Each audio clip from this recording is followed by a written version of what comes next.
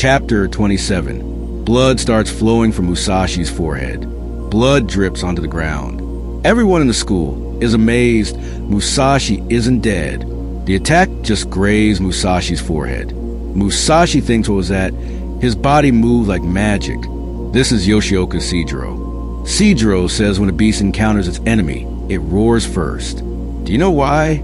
So the enemy runs away and they can avoid an unnecessary fight. A beast's first instinct is to avoid fighting. Seijiro is walking away. Seeing this, Musashi thanks him. He showed his skill to someone like him. Seeing this, Koji tells Seijiro he now understands how careless he was. Seijiro tells a disciple to let him leave. Musashi picks up his broken wooden sword and thinks the path he's on is very long. He needs to work harder, and that's what makes his goal more exciting. That's why he should fight stronger opponents. He tells Seijiro he's requesting a fight with him right now. Hearing this, all of Yoshioka School's disciples are shocked. Koji thinks, what kind of man is this? Blood is flowing from his forehead, and he's still challenging Seijiro to fight. Seijiro thinks the stubborn man won't listen, and he had asked him if he could stake everything on a fight. He says he can't do that. He has no desire to fight Musashi. Hearing this, everyone is shocked. Densha Kairo becomes angry, saying that as Yoshioka School's eldest son, Seijiro should understand his duty, but he can't change his personality. He just follows his instincts. After this, Seijiro says he's going back to brothel. Hearing this, everyone is shocked, and Seijiro runs off toward the brothel. As Seijiro leaves, Yudita thinks there's no one strong here, so he's leaving too. He tells Musashi he's a very interesting person, and if he escapes alive from here, he'll fight him. He wonders if Musashi will escape, and saying this, he leaves as well. Matahachi is watching all this from outside. He thinks the school's two strongest samurai have left, but there are still two strong samurai there. Yoshioka Kempo's disciples Yudita and Densha Kairo. And how can he forget the other disciples? He can't see properly from there. Because of the blood on Musashi's face, Matahachi can't recognize him. He thinks about helping that samurai. Musashi asks for directions to the brothel. He still wants to fight this way. Yudita can't understand. He's already covered in blood and still wants to fight Seijiro. Musashi says Seijiro hasn't shown his skill yet, and he wants to fight with Seijiro. He says Yoshioka Seijiro is the strongest samurai, and he sees no other reason to fight anyone else. Then a disciple comes out from another room where the bodies of other disciples are lying, those whom Musashi has killed.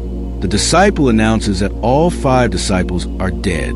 Densha Kairo tells Musashi he still wants to fight, and now he has 5 good reasons to fight him. Chapter 28. A disciple is crying over the dead disciples' bodies. He says Takashima is dead, and who else has died? The disciples tell him that Nakamura, Hanzo, Jojima, and Kanji are dead. Wiping his tears, Densha Kairo says he's not like his brother. He can't ignore these 7 disciples' deaths. He tells Musashi he won't be satisfied until he's killed Musashi 5 times. Yudita tells him not to stop. Musashi, wiping blood from his forehead, says it seems he'll have to fight Densha Kairo to leave from here. Densha Kairo tells the disciples to release Musashi, but no disciple is willing to let Musashi go. Matahachi is watching all this. He thinks they were all strong earlier, but they can't defeat Densha Kairo. He thinks he needs to do something quickly. Densha Kairo again tells him to bring Musashi a sword. The disciples say it seems Musashi deserves a formal challenge. They think only death is what he deserves. Stopping them, Musashi, tying cloth on his head to stop the bleeding, says he doesn't need it and will fight with broken wood. Densha Kairo thinks what nonsense this is. What can he do with just 2 broken pieces of wood? Then Matahachi thinks he'll go inside the house and start attacking the disciples. He's about to go in after counting to 3 when he stops because Musashi and Densha Kairo's fight has begun. Musashi strikes Densha Kairo with the broken wooden sword pieces. Densha Kairo keeps dodging. In this moment, Musashi takes advantage and attacks Densha Kairo's shoulder with the other piece with full force. Seeing this, Yudita is shocked. Densha Kairo stumbles from the attack. He says Musashi is very clever. He rotates his arm and says no bones are broken. Hearing this, Musashi realizes he can't defeat Densha Kairo with broken wood. He pulls out the wooden sword stuck in the wall that Sidro had struck there. Musashi tells Denshikairo that in the next attack, he'll kill him too. Matahachi is watching all this from outside. He thinks that samurai can't win against Denshikairo naturally, and he shouldn't interfere in their fight. Then Musashi and Denshikairo exchange blows with each other. Denshikairo thinks if Musashi keeps fighting like this, he'll quickly become the strongest. Yudita thinks because of their strength, they stood apart from others.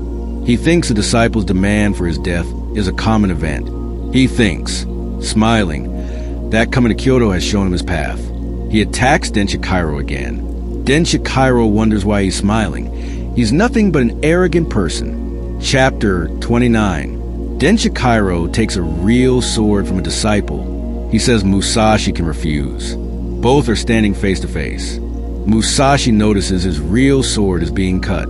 Seeing this, he steps back. Denshikairo tells Musashi he's been so confident until now because he's never faced a stronger opponent. He's arrogant like a child. Whether it's superstition or courage, whatever it is, he's just a young man. Musashi tells Denshikairo to say whatever he wants to say because afterward, he won't be in any condition to speak. Saying this, Musashi attacks him one after another.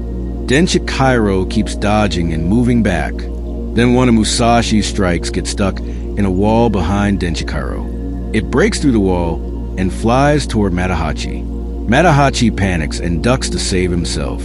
He tries to get out from under the debris while thinking whether they saw him. He should run from there. Okimi is risking her life for a samurai she doesn't even know. He gets stuck there and ends up in the school's basement. He thinks, what is he doing here? Then he sees some sake boxes nearby. Denshikairo tells Musashi that fashion, solo, and anger, all emotions can be seen in his sword. Musashi thinks, how can Denshikairo, being so big, dodge his sword?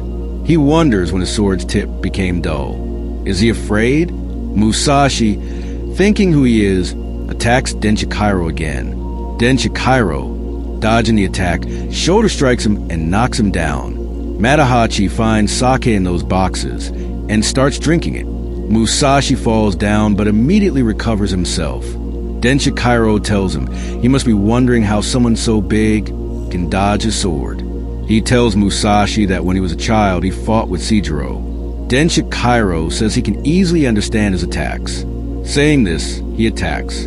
His sword passes through Musashi's chest, cutting him. Chapter 30. Denshikairo has cut Musashi, and blood is flowing from the wound. Because of drinking too much sake, Matahachi is drunk. He says drunkenly that he'll also fight Yoshioka's school and drink all their sake. He thinks how disappointed Yoshioka will be.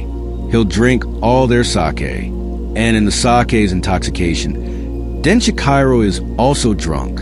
The room is dark with only a candle burning. He thinks about that samurai. He must be very strong. That's why he killed 5 samurai, but by now he must be dead. He thinks he got an honorable death, but Matahachi can't do that. He thinks once a person dies, nothing remains. He can't do that. He's a coward. He thinks what's going to happen. Once you die, it's over. He talks to his friend Takezo. He thinks he still has his whole life ahead, and who knows when something good might happen. He falls asleep in the sake's intoxication. The candle near him catches fire, and the candle falls. Blood is flowing from Musashi's chest. Denshikairo's attack grazed Musashi. Musashi's heart is pounding hard. He's looking at Denshikairo. Denshikairo is also looking at Musashi.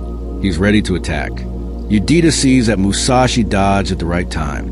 Even if his technique isn't perfect, he can sword fight with Denshikairo. He understands Musashi has faced death many times. He thinks it's not just Denshikairo who has fought powerful opponents before. Musashi has also fought a strong opponent before, his father, Shimon Munisai. There's only one other person who has fought Yoshioka Kempo, the school's founder. Only one. Both Musashi and Denshikairo stand there. The disciples cheer for Denshikairo, telling him to finish Musashi. He's about to die. Just one more blow and he's finished. Musashi's heart is beating very fast, and he's just staring at Denshikairo. Then Yudita says Musashi is going to make his final attack with everything he has, and he's like a wild beast. He'll stake everything in this attack so he can defeat Denshikairo. Musashi is ready for the final attack. Denshikairo also appears ready for the final attack. He thinks his last strike should have broken Musashi's bones. How did he dodge? Now Musashi will stake his life and attack him with full force. He can't let him do that. He thinks if Musashi comes to attack him, he'll attack first. If his hand moves, then we discover Denshikairo's shoulder is swollen from Musashi's last attack. Yudita also notices this. Even after that attack, Denshikairo maintained his composure. But Musashi has no such option. Denshikairo will kill him. Musashi stares at Denshikairo, thinking his feet aren't moving. He's frozen in one place. Is he afraid? He notices his hands are also frozen in place, and he thinks, is he afraid? Is he afraid of dying? Matahachi opens his eyes and gains some consciousness. He looks around. A fire is spreading. Chapter 31. Then Yudita and the disciples smell something burning. They see smoke coming from below. They discover fire has broken out in Yoshioka School. Musashi and Denshikairo are still standing there. Then some disciples see Matahachi running from there. Matahachi is running for his life. The disciples chase after him. Denshikairo realizes a fire isn't Musashi's doing. Musashi is staring at Denshikairo. Denshikairo understands Musashi had no hand in this fire. He apologizes to Musashi about this. The school is burning. Musashi and Denshikairo are still standing there. Denshikairo tells Musashi it's time to end this battle. Musashi tells Sidro nothing is over yet. They both still have to make their final attack. The disciples also tell them to get out of there. Denshikairo smiles. He tells Musashi to live his life carefully because he wants to fight him again when he becomes stronger. Is he giving him a chance? Denshikairo tells him time is equal for everyone and for him too. He'll eventually kill him as long as he's alive. Yoshioka School is burning. People have gathered to watch, and Matahachi is also standing in the crowd watching. Musashi emerges from the burning school, covered in blood. The crowd watches him, and Matahachi stands in the crowd. He recognizes the samurai he escaped. Remembering Takezo, Matahachi shouts that he's very strong. Then he shouts that he's stronger than both of them. Musashi is about to leave from there when Matahachi, standing in the crowd, recognizes him. That samurai is Takezo. He can't believe it. Is it really Takezo? He pushes through the crowd toward Takezo. While running, he knocks over a person. That person catches Matahachi and starts beating him. Matahachi thinks about Takezo. He's still alive, walking away from there with blood still flowing from his body. And with this, Volume 3 ends.